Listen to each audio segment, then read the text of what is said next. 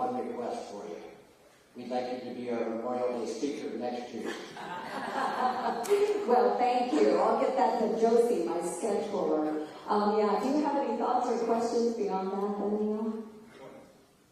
Iowa is the second leading, state of the second leading cause of cancer, and there's a lot of chemicals that are being used throughout the world on our food products as well as on our crops. What is being done to curb the use of chemicals, allow us to produce all of the products that we do, and get us good food on our tables? I think, and thank you, that's a great question. So we do invest a lot in research and technology, and I believe in that, and that's part of our farm bill, making sure that we're able to invest in that type of research so that our farmers have access to tools that are not harmful to us as human beings. So continuing to invest in that will be a huge push for us in the farm bill and making sure that we are moving in that direction. There is also a lot of interest in organic farming as well, which is always great. And so if we can find ways to scale organic farming and make it easier for those organic farmers to produce, that's also a good direction to go. So we want to have as many tools as we can in the toolbox and make sure it's good for the environment as well as our farmers and those that are consuming what we're producing here in Iowa and across the farm spectrum. So thank you, and thank you for your service. I appreciate you. Next up. Okay, next we've got Karen. Karen.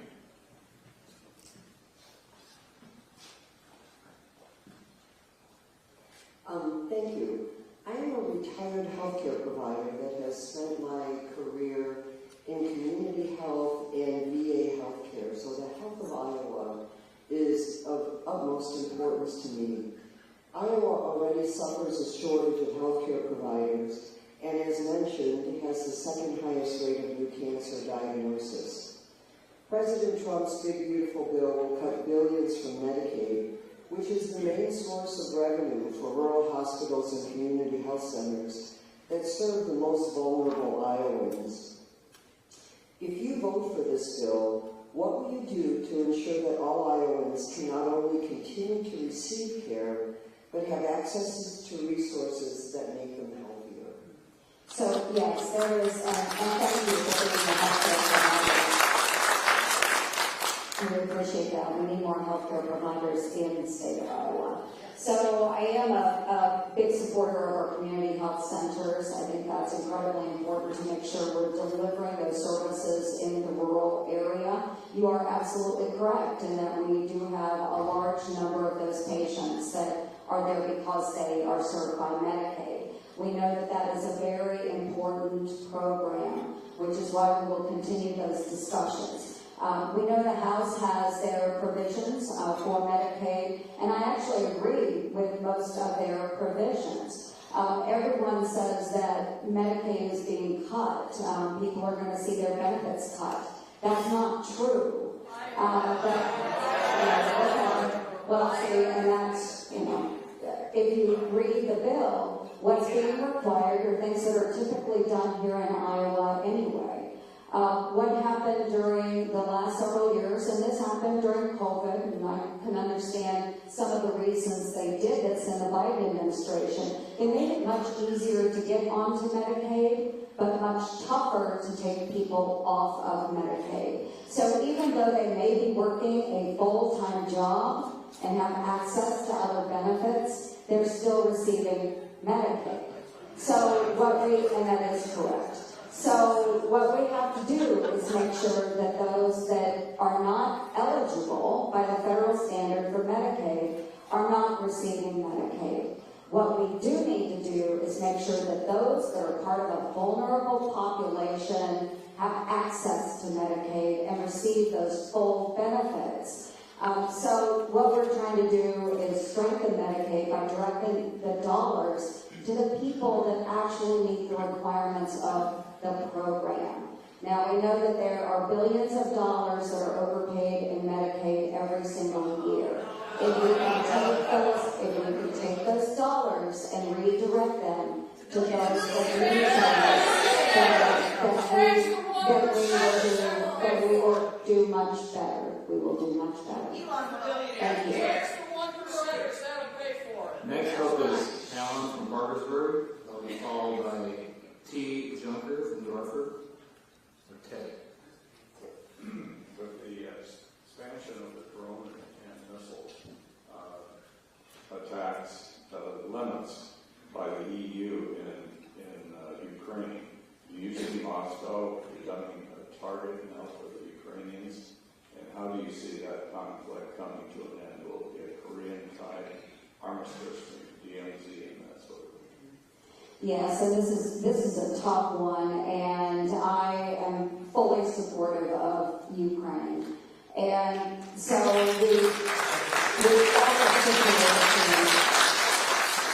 we've got a situation there where the EU has said, take more of our platforms and use them as you will.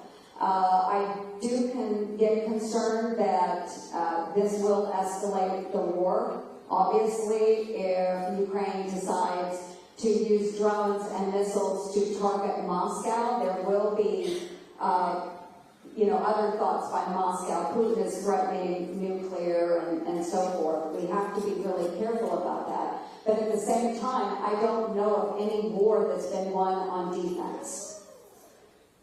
So what do? I say let Ukraine do what they need to do to bring the war to an end. This has gone on way too long. I am a co-sponsor of the bill that's being put up by Richard Blumenthal, a Democrat, and Lindsey Graham, a Republican. We have over 80 co-sponsors on this bill in the Senate to bring up greater sanctions and secondary sanctions against Russia, which would squeeze them so that they don't have the funds to continue funneling money into their war machine. So I am all about sanctions. I want to see this war end, but I want to see it end also with a favorable outcome for Ukraine. We're losing about 5,000 civilians and soldiers in Ukraine every week because of this war, and it has to end. So if there's a DMZ, something like that, whatever it is, the war needs to come to an end. You think Trump will veto that bill? Yeah, no kidding. No, or enforce it, they won't. Ted Junker.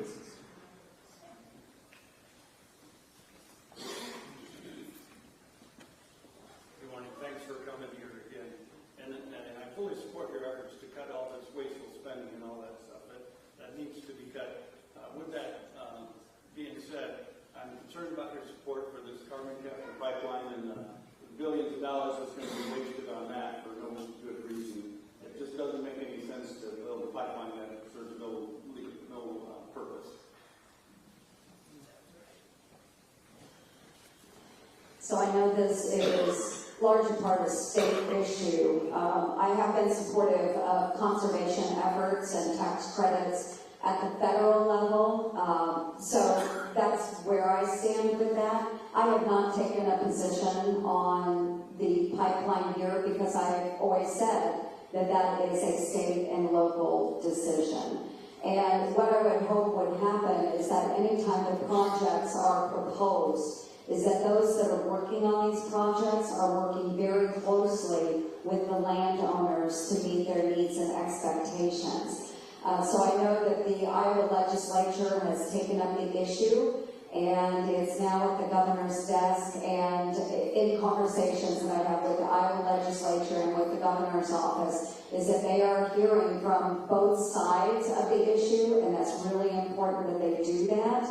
And then the governor will be making a decision on that. Whatever her decision is, I'll stand by that, again, as a state and local decision. So I do understand, I do support those tax credits at the federal level. I do believe in conservation, so we'll go there. But again, I haven't publicly stated a position one way or another on the pipeline. Next up will be Nathan Holstein, followed by Tom Stewart.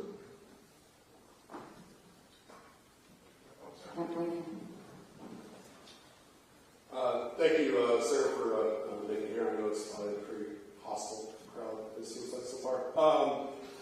I want to appreciate, thank you for everything you've done for farmers and auto industry. As part of the reconciliation bill, I know the Trump administration has made crypto such a big part of their American energy dominance. Obviously, that's effects on farmers with the ability to get propane, natural gas, also for the auto industry. One of the aspects I think was pulled out from the reconciliation bill dealing with FERC. I know President Trump tweeted saying that that should be back in there so we can get the vital critical infrastructure that we need across the U.S. And so, just my more of a comment. I just hope that the Senate can support that, and so we can get some of those projects done, so we can grow rural Iowa and stay at that. Yeah, I think it will continue to be a really, really heavy topic of conversation, and the president has been very supportive of these infrastructure moves, not just in Iowa, but all across the United States as well. So again, going back to the fact that we really do need to work closely with the landowners, but recognizing that we do have to continue to move forward. Energy is a big deal, and if we really want to be self-sufficient and find a way forward, we've got to find ways to encourage greater development of energy here in the United States. So this is, I know it's a testy topic, folks, and believe me, I've followed what's going on here in our state, in other states as well. We've got to figure it out. We've got to come together on this and make sure that we're finding reasonable accommodations to develop energy here in the United States rather than being reliant upon foreign adversaries. So we'll find a way. We will continue those discussions. I know it's really important to President Trump. And next up, Tom Stewart. Good morning. There's plenty of things I could ask a question about, but what's become more important to me in the past couple of years with my mom being in a nursing home is the costs. My folks, some people here know or knew them, and my grandparents were poor people on both sides of the family that always worked, always saved. They didn't go on vacation. They got one pair of shoes, and they had shoes for church. Limited amounts of clothes and whatever. We went on vacation 2 times when I was in high school, both to, or one was Lake the Ozarks because you could rent a trailer there through the military. My dad was retired Army. Anyhow, all the work and sacrifices my folks made now goes to a nursing home. My mom has dementia. You're paying for someone to not have a life, and I just think that it's absurd that other people, and nothing against them, but I have friends that never say anything. They get the same care that my mom gets, and $10,000 is a lot of money. And she gets my dad's Social Security and part of his disability. He had Agent Orange cancer and part of his Army pension, but that doesn't cover anything out of that. So they have a lack of help. The care she got here in town was ridiculous. It's a lot better in Eldora. It's a lot more expensive. And I don't know if people are aware of that, how much things cost. If there's any opinion we're going to provide. Yes, I think a lot of the people here are probably painfully aware of how expensive it is for nursing home care, especially for a loved one that has dementia. And I know what you're talking about. My grandfather, when he had to go into the nursing home, and this was, probably 20 years ago, so costs were not quite as much then, but it was $5,000 a month. And he wanted to kill himself because he couldn't stand the thought of trying to find a way to pay for that and taking farmland to do it, to pay for his cost of care. But anyway, we do recognize that. And you mentioned, you know, your father had served in the service. And is that helping care for your mother, if I could ask? That What she gets, any with benefits? his pension and disability is, you know, about 30% Okay. of it. So it's just the fact that you save that generation, we save one of their whole lives, and then they outlive, or she's alive, but she's not alive, and she would feel the same way. You know, why are we wasting this money?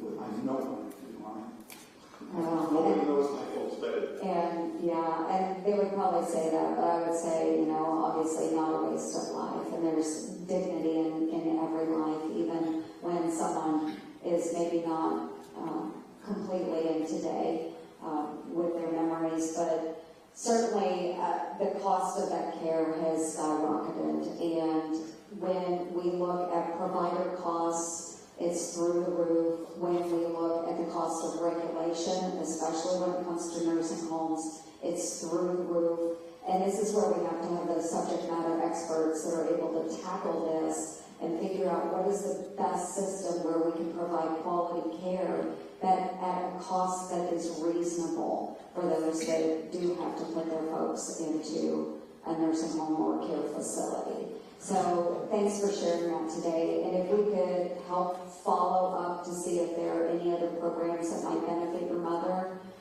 we'd be happy to do that.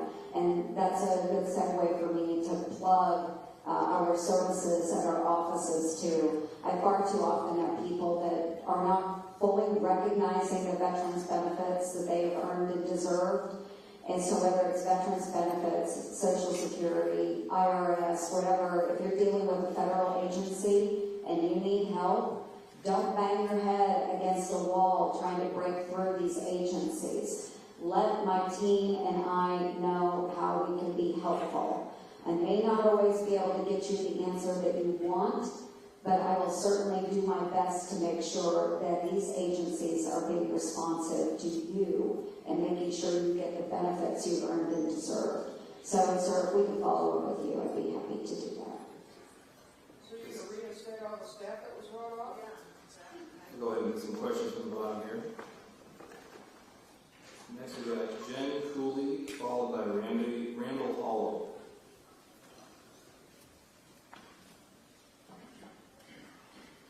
Hi, Joni.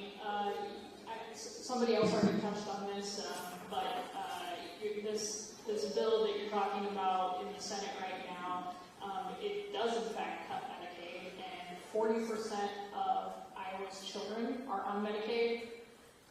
50% of Iowa's nursing home patients are on Medicaid. 77% of the people on Medicaid, you're right, they do work, but you know what they don't get? A living wage.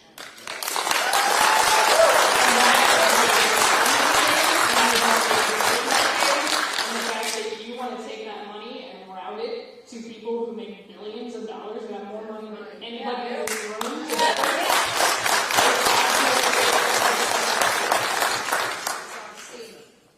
Well, I would say, Jen, that no, we're not going to cut those benefits for those children. So, no,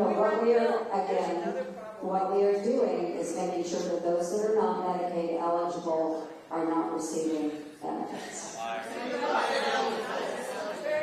Next up is Randall Hollow. Randall.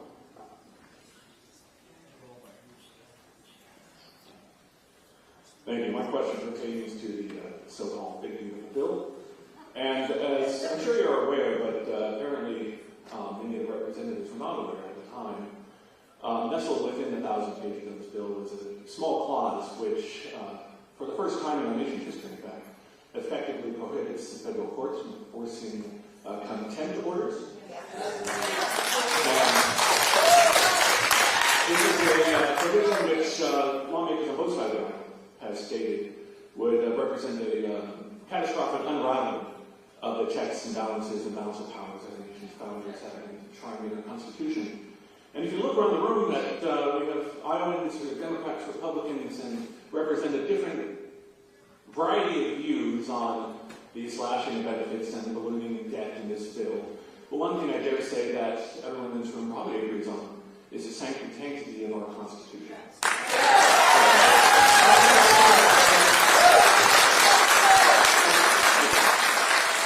So my question for you today is, will you pledge to us, our constituents who we serve, that you will not vote for this bill or any other bill that contains this poisonous provision? One thing that I will explain, because we have a lot of subject matter experts here in the room, is that the House has written one version of a bill. The Senate is taking up our own version of the bill. The two will be married together at some point, and we hope that that is by July 4th, and we can get that behind us, work on the farm bill and other appropriations bills. But for those of you that do follow the Senate and the process that we go through, is that there is a rule called the Byrd Rule. Silence. So the Byrd Rule states that anything that goes into our package in the Senate, it can't be policy. It can't be policy. It has to be focused on mandatory spending. I don't know anything about that provision that talks about mandatory spending or revenues. Okay, so a lot of what has been wrapped up into the House bill will be flushed out in what we call the Byrd bath in the Senate. We go through this every time we go through spending packages in the Senate. So we'll go through the Byrd bath, and we're not the ones that make that decision, folks. Again, if you follow Senate procedures, it's nonpartisan parliamentarians that make that decision. They are not appointed by us, nonpartisan parliamentarians, and they are very strict about this as well. So I don't see any argument that could ever be made that this affects mandatory spending or revenues. I just don't see that. I don't see it getting into the Senate bill. Next up is Harrison Cass. I will support the parliamentarians. Next up is Harrison Cass, followed by John Kaiser. I did. It will not be in the Senate bill. And I could support the Senate bill, and I may not. I don't know what's in the Senate bill. Will you vote for it if it's in there? I It somehow makes its way in there. That was the question I heard.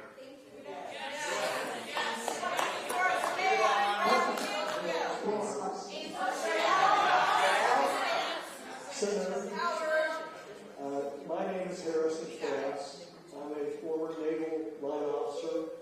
I'm a retired school superintendent living in Waterloo, Iowa. Thank you for coming here today to speak with us. This is what democracy should be about, is direct face-to-face contact with your constituents, and I appreciate that. These are troubling times in the United States of America. Many Americans, including me, have great concerns about the direction that our president is taking, our federal government is taking. Right now. We clearly have, and this is already in place, we clearly have a president who is destroying the federal government.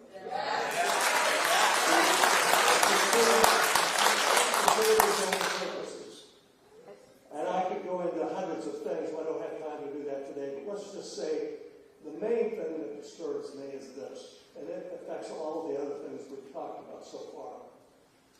The destruction of the checks and balances that the president has already put in place. He's fired inspector generals. He's fired the leaders, any leader of the federal government that disagrees with him on any political notion. He is fired, and he's even pursuing lawsuits against those who lawfully acted and challenged him in the past when he was trying to overthrow the government. Now he has taken over the government. And he's been very clear about it. He's been good about it. In 4 months, he's made it into a dictatorship. And the worst thing I think he's done is this. Obviously, the changes. I used to teach political science and history when I first became a teacher after leaving the U.S. Navy. And what I taught about was the three branches of government, the checks and balances and balance of power to our kids in Southern Iowa, the high school where I taught. Those are all gone now. And the worst thing is the Senate. And the House of Representatives have been rendered useless. And useless has been happened. You sat back and done nothing. The House is the best example. We're still seeing on the Senate, looks like there's a little gumption to fight back against the new dictator. But this has been like a Nazi blitzkrieg, and you folks have sat and done nothing. Now, I know that you were going to go against Pete Hegseth, who was incompetent. So my question is this. Are you afraid of Trump? Are you corrupt like Trump? Or are you just at the point you don't care anymore and that's why you don't do it?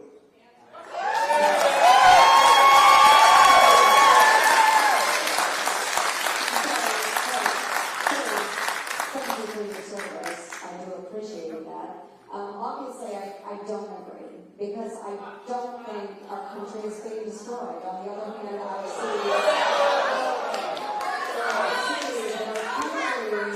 our country is being with the federal government, and because I've worked on these squeal issues for so long, I'm not squealing, ma'am. It's the Doge efforts we're going through. Why was our federal government because you taught civics, federal government. Why was the federal government established 2.5 centuries ago? It was established for the common defense of the people, so our military, defending our country, number one. It was for a common judiciary to settle disagreements, and it was for those things that the people could not do for themselves. That's why the federal government was established. Did it mean planting wildflowers along the interstate? No. All of these other programs that the federal government has been expanded to was not the role of the federal government.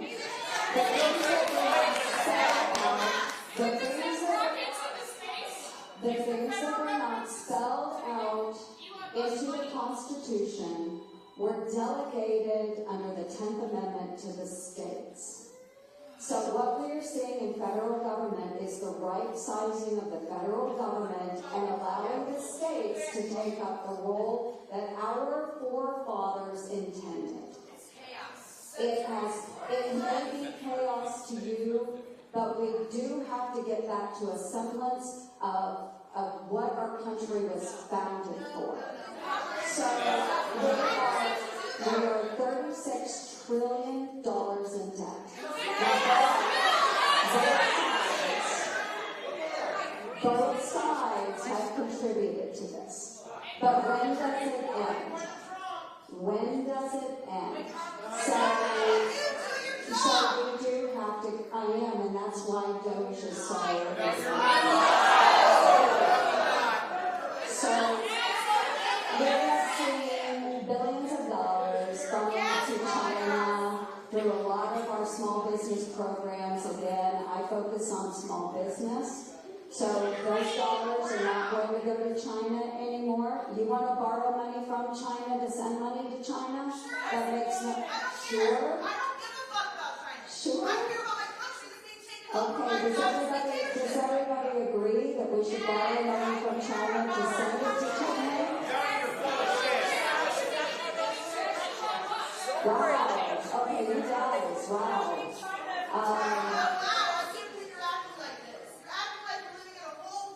Oh my goodness. Okay. Well, anyway, this is not a productive conversation. So anyway, back to the federal government, the way it was founded. This is what we are attempting to do, and I think in the end we'll be stronger.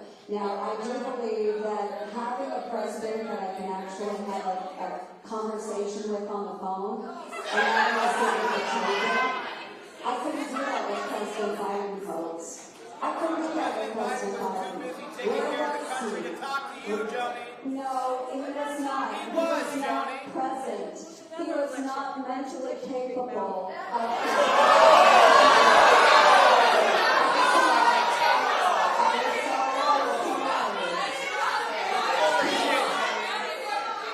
people closest to him will acknowledge that. So you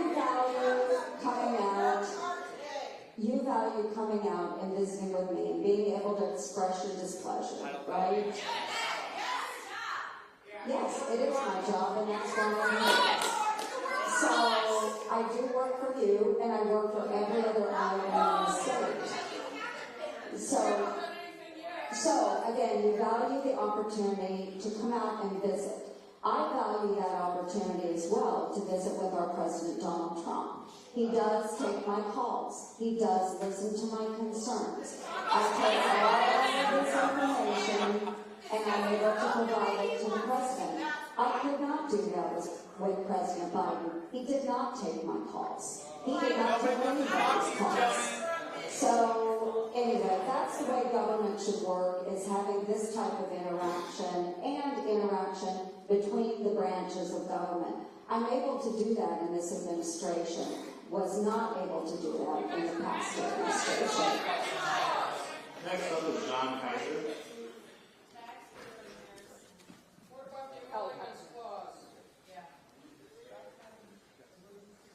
First of all, I want to thank you for holding this town meeting. I've heard that Republican legislators were not to hold town meetings. I don't know exactly where that came from, but anyway, I'm very thankful that you're here. I have one question. Do you think the legislative branch is doing anything to restore balance of power, which in my opinion is heavily in the executive branch? The judicial branch can bring affidavits and things to play, but the legal process takes so long that it's hard to see any limit of power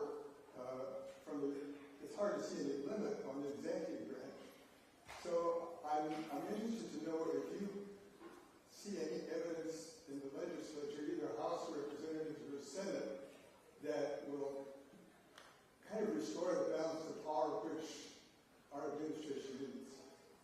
Well, I'd say that, and thank you. And to your first point, what I would like to point out to folks is that here in Iowa, you are blessed to have elected officials that will come out and visit with you. Because, no, I'm serious. I talk to so many people from other states that have never, ever had the opportunity to meet the people they elect, not even their state legislators. In Iowa, we're very active in getting out into the counties. So I appreciate that acknowledgement. And I would say that with the balance of power, we actually are very active in the legislature and making sure in Congress. Again, I'm the chair of the Small Business Committee, and I hold weekly meetings, and we're moving bipartisan legislation. And I want to acknowledge that as well, is that we do work on a lot of bipartisan issues. And so we are working and functioning quite well as a Congress this year. We have worked more in this session, in this year, than we did most of last year, already just in the first few months. We're moving bills out of the Small Business Committee. We're moving bills out of the Commerce Committee, you name it. And so we are actively working and doing more in this Congress than we probably saw in the past 2 years of the previous Congress. So, no, just go back and look. You can go to my website.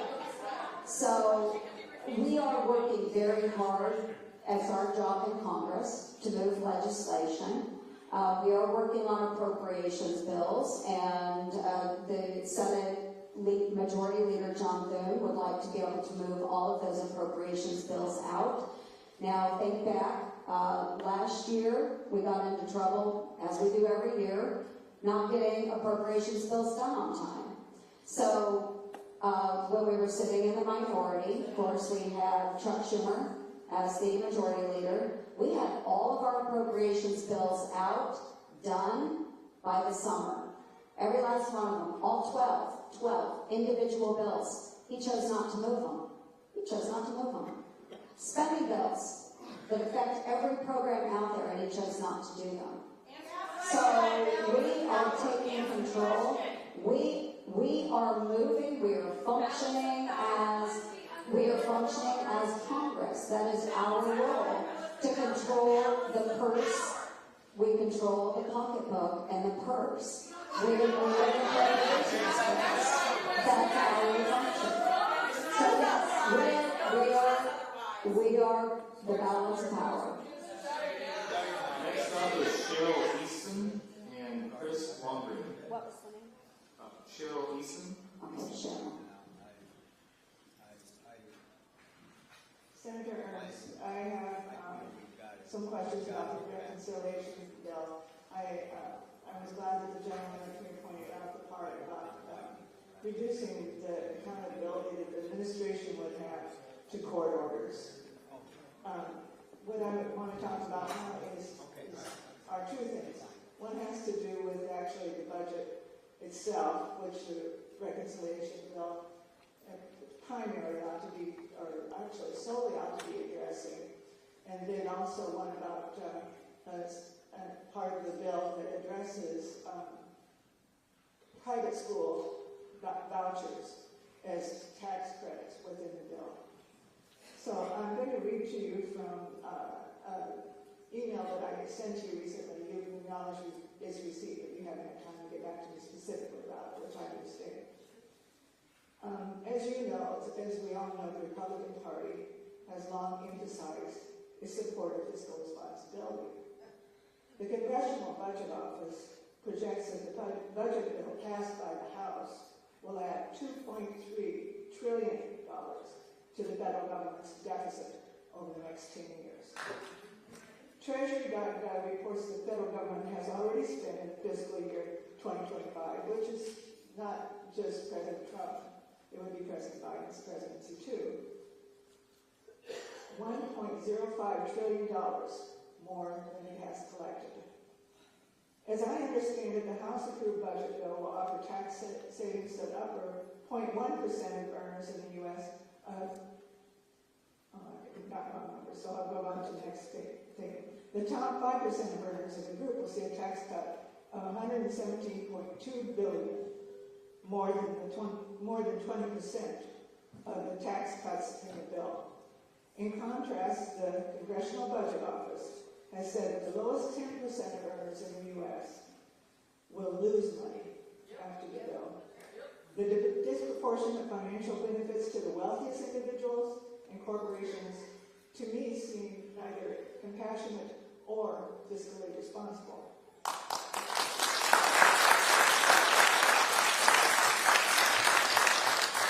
The bill is also said to cut about 30% of the funding for SNAP and to leave at least 9 million people who currently receive Medicaid without health care coverage. The Congressional Budget Office also reports that the pay-as-you-go law, that the increase in the federal deficit created by the House-approved budget bill will trigger about $490 billion in cuts to Medicare from 2027 through 2034. Now, my second concern is the deal about the private school vouchers. The proposal would use the federal tax code to offer vouchers that students could use to attend private, secular, or religious schools, even in states where the voters have opposed such efforts. The federal proposal would reward people who make charitable donations to what are known as scholarship granting organizations. They reward a dollar-for-dollar tax credit, but it doesn't stop there. Instead of cash, the donors could donate stock. Normally, when you sell stock that's made money, you pay capital gains taxes on any profit you've made. But donors who give their stock to an SGO, this scholarship, would have to pay wouldn't have to pay capital tax gains on any increase in the stock's value, and they would still get the tax credit. between the tax credit and this capital gains tax avoidance, they would find that donating would yield a personal profit for themselves, and donating to a scholarship fund, which actually just gives them a tax credit. It's estimated that the bill as currently written would facilitate $2.2 billion in capital gains tax avoidance over the next decade. In other words, is a tax shelter for the wealthy. Okay, thank you for letting me know as well. Thanks for coming out today. And yes, and you stated again that as written, and it will change. The bill will be changing. There are going to be some things that we do agree on with the House, though. And you mentioned things like the Medicaid and how some people currently on Medicaid would not be able to receive Medicaid. That's because they're not currently eligible by the original definition of Medicaid, and they will be moved off of those Medicaid rolls. Again, still allowing those that are truly eligible for Medicaid to remain on those rolls. When it comes to SNAP, and believe me, I focused on this issue, the states have been making overpayments when it comes to SNAP, and this is an issue that has been recognized by both Democrats and Republicans. So this is an area that I worked with Debbie Stabenow, who was the Democratic chair of the Ag Committee, to correct. We did not get the Farm Bill done during her tenure as chair, and so this is something that we do hope to correct in the reconciliation bill. So that's SNAP as it stands now. That again has been agreed upon by both Democrats and Republicans in the past. So when we're talking about the corrections in this reconciliation bill, again, it's corrections of overpayments and people that have not been eligible for these programs by law as it is currently written. So when you are arguing about illegals that are receiving Medicaid benefits, 1.4 million, 1.4, they are not eligible, so they will be coming off. So people are not, well, we all are going to die.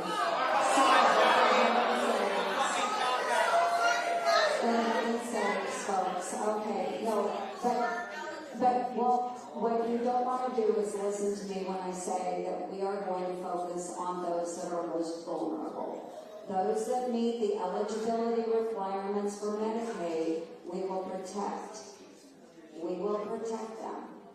Okay?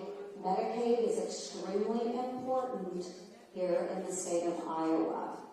If you don't want to listen, that's fine.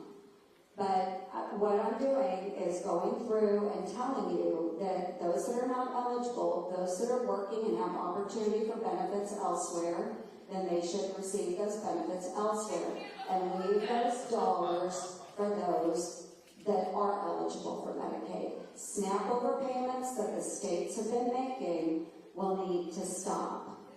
Okay? No, it's not a lie because I've worked on it. It's bipartisan. Then you tell everybody else in the Senate that what we're doing is wrong. Democrats, Republicans, and Independents.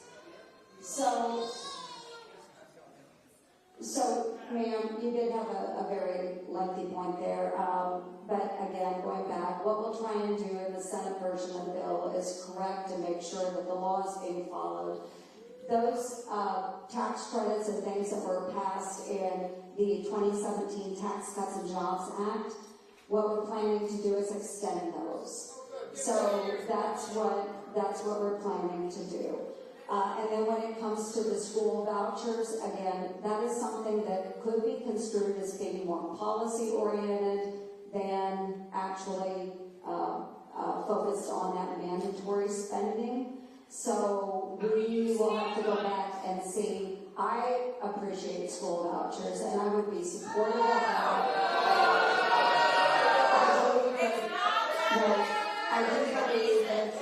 I believe that parents should have the opportunity to decide the best course of education for their children.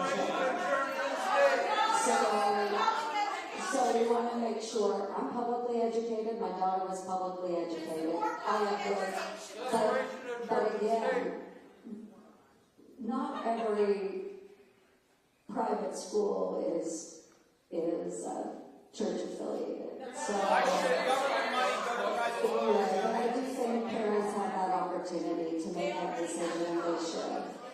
We want to make sure that our children are well educated. So yes, I do support that.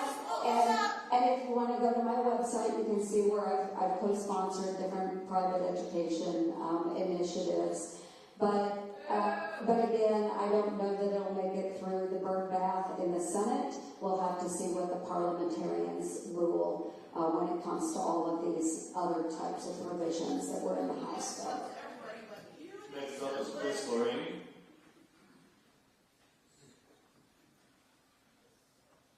I don't know if you can hear me from here. So,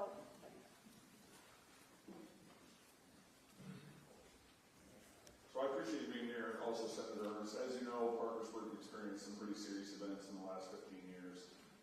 Very, very challenging stuff. I appreciate the visit you took to Greenfield recently. Can you explain maybe some of the processes of trying to streamline funding as it comes to cities or counties with natural disasters? I know firsthand the difficulty of trying to get through the red tape and trying to get what we need. I know when the tornado happened here, one of the things we said to FEMA is give us $5, we'll make it look like $500, and we'll try to give you back the $5. And we really took that serious. But I know Greenfield has struggled with some similar things. Secondarily, first responders, whether it's police, fire, and EMS, were severely impacted by natural disasters in Greenfield here in Parkersburg. And then the murder of Coach Thomas in 2009 too severely impacted us. But there seems to be like a lack of maybe a knowledge or an understanding of the impact that volunteer firefighters, volunteer EMS, and how to deal with those things. So it's kind of a two-part question. I didn't know if the federal government had any role in being able to help volunteers, and I don't want to, forgive me for not talking about the EMS and fire. How do we rectify that? Is there any funding available to try to help first responders out? Yeah, no, thank you. I appreciate that. And as we go through severe weather incidents, and I was in Greenfield earlier this week and was able to see the recovery that they are going through, similar situation to what Parkersburg went through a number of years ago. And so, yes, there is a role that the federal government plays, and that is through FEMA and the work that we do with local emergency managers as well as our state emergency management system. So again, it goes back to the safety and protection of the people. Okay, safety and protection of the people. So FEMA needs to be streamlined. We know that, we get that, we understand that. And so I've sat down with some Iowa emergency managers. They have ideas on how we could do better from the federal government side and enable local responders to do better. And you're right, every situation that we have here in Iowa, I don't know if we're unique or not, but I think it's just the result of our people. When an incident occurs, folks are in immediately to support their neighbors. So you're right, you can take that buck and turn it into so much more at the local level, but we need a quick response from the federal government in that support. So finding ways to streamline, again, I'll probably get booed for talking about government efficiency. So, but part of DOGE, so Department of Government Efficiency. So it's not about, the E is not about elimination, it is about efficiency. So how can we do better as a federal government to respond to the people on the ground? So making it easier in that application process for local governments to go through the state agency, get those dollars that flow down much quicker to the local entities so that they support our first responders. Okay, that's really important to do that. So FEMA is one. I do want to touch a little bit. You brought up Ed Thomas, and again, supports. And there's probably not a federal level response for those actions that happened in the community, and that was devastating. And We had a prayer breakfast in Red Oak that Ed Thomas's brother came to. But so mental health resiliency is really important to me. And so I am a co-founder of the Senate Mental Health Caucus. It's a bipartisan caucus. And we look at ways from the federal government that we can support state and local entities in developing greater mental health resilience. I know it's something that our law enforcement officials deal with probably on a daily basis as well. And that was a big topic of conversation earlier this week when I met with chiefs of police and sheriff's departments. So efficiency on making sure the dollars are flowing down quickly to local government so you can do your recovery, and then flowing down as well quickly when we deal with issues of mental health resiliency. But thank you very much for being a big part of the community. And thank you for the mental health resiliency part. Thank you, Sister. And the next constituent we have is Christine Thur. Fisher.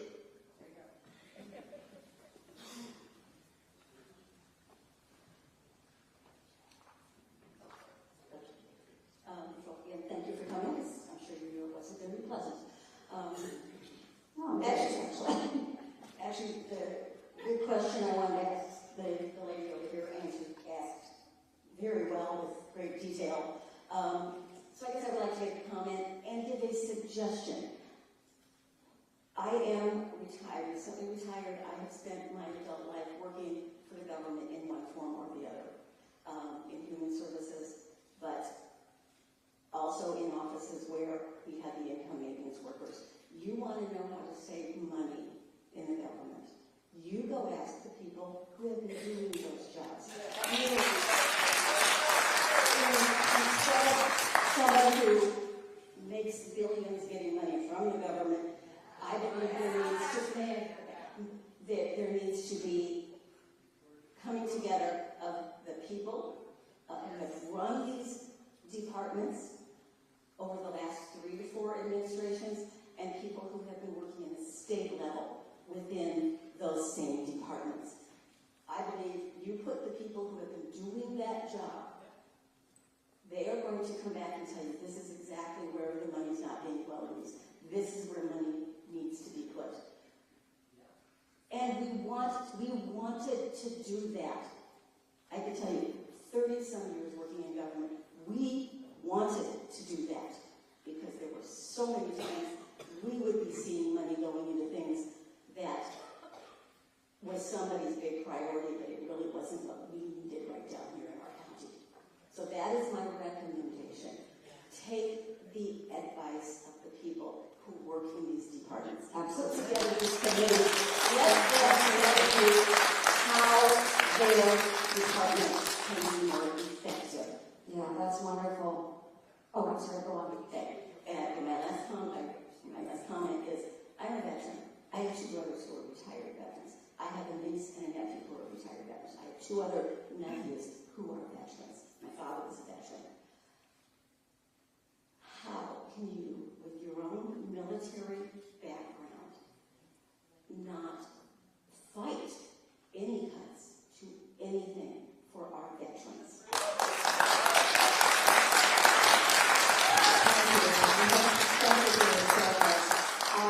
And yes, I think listening to the people that work in these programs is very, very important. Actually, I have an aunt, she is retired now, she retired recently, but she did do low-income work for the county. So, believe me, yeah, and believe me, no, we hear it. So I actually authored a bill a number of years ago. It was called the Empowerment Act. And I had some folks that were Republicans that were co-sponsors on this. And it allowed the federal government to send dollars to the states and allow greater flexibility within the programs that work for those that were economically challenged. Because we know that those that may not make a living wage, they are trapped in a situation where they're receiving benefits from the state and the federal government, but if they make too much money, they hit a fiscal cliff. And then they lose their child care benefits, they lose maybe their heating benefits. So there's all kinds of things that can happen if you make too much money. So what I authored was a way for the states to tailor their own programs to help people up out of poverty so that they're not being penalized for getting a wage increase, for doing better for themselves. I think it's important that we lift people up out of poverty and not penalize them for doing better. Right? I mean, is it the goal to keep people comfortably in poverty or help them out of poverty? So, and I did, and you know what? So with this Empowerment Act, how many Democratic co-sponsors do you think I had? None. None. Yeah, and you don't care, but that's the problem, is that if you offer a bill that makes sense, you want to help people keep the benefits as they're working their way out of poverty, that should be a good thing. And I did listen, and ma'am, and I did listen. This was from a young lady in southern Iowa that she was a young single mom. She had to get her GED. She got a CNA. She went to work for the nursing home. She was a hard worker, and they kept offering to raise her wages. She got to a point where she was being offered a supervisory position at the nursing home, but she sat down and she penciled it out, and this is when I was a state senator, so, you know, it's $200 back then went a lot further than it does now. But she penciled it out, and she was going to make $200 more a month, and she was going to lose her benefits. So she decided that she would go ahead and take the wage increase, even though it was going to cause her family hardship. Because she told me, she said, I knew if I didn't take that promotion, I was never, ever going to do better for my child. That's what we have trapped people in, is making that really tough decision of losing out on federal programs and state programs in order to do better. That's a bad choice. So my way of doing things is to help people ease up to do better for themselves and their children. We've got to do it. So I think you all should get on board with this program, help me out with it. You know, folks in other states, have them support my program. It's common sense, and it is listening to the people that are challenged, because we've all come from families that have been through those challenges as well. So thanks for your work in that area. Our last question. And veterans, we're not cutting veterans' benefits. No, we're not cutting veterans' benefits. Last question from Elizabeth Kendridge.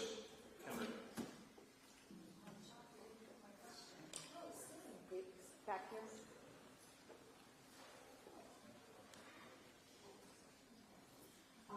Thank you so much, Senator, for coming. I've actually come to D.C. a couple of times to meet with you and advocate, so I really appreciate you coming here to my hometown.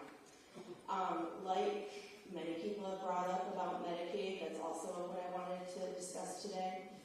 So professionally, I work for Lutheran Services in Iowa. I coordinate our statewide maternal support, prenatal support program. I'm very concerned about the Medicaid possibility of cuts.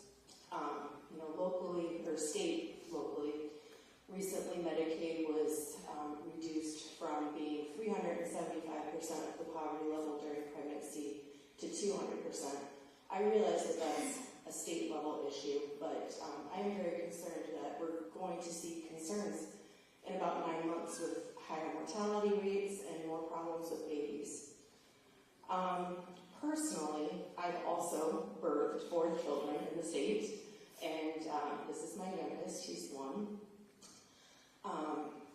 I have been on Medicaid all 4 pregnancies. Although I have a full-time job, I have a husband who also works, we qualify for Medicaid while I'm pregnant because of those higher income levels, and we need it to cover my high deductible, although I have health insurance through work. I heard you say earlier about people who work full-time but still get Medicaid. Yeah, I meet with dozens of women who have dual enrollment, where they have private insurance as well as Medicaid, and it helps cover the things that their private insurance doesn't, or that high deductible. So I just wanted to offer that perspective. That's good. That's good information. Thank you. And just share that Medicaid is extremely important to the smallest and most vulnerable population in Iowa. Yeah, no, that's good. That's really helpful information. So thank you. And if we can capture your name and info, if we can use you as a reference, that would be helpful. No, that's good. And again, because you're a part of that vulnerable population, we want to make sure that you have access to Medicaid.